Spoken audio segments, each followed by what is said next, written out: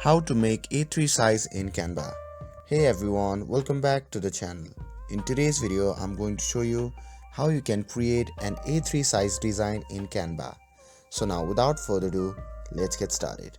So while Canva offers many preset sizes for platforms like Facebook, Instagram and more, but A3 size isn't readily available. But no worries, you can set it up manually in just few simple steps. So first, go to the file menu.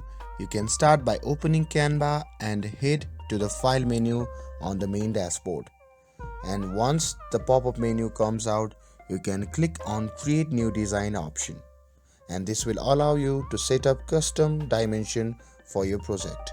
Now under the custom size section, choose centimeter as your unit of measurement. And after that, for A3 size, set the width to 42 centimeter and the height to 29.7 centimeter. And after that, you can simply click on create new design, because this is the standard size for the A3 paper. And once you have clicked create, your design will now match the exact dimension of an A3 sheet. And that's all there is to it. Now you can start designing with a perfect A3 dimension in Canva.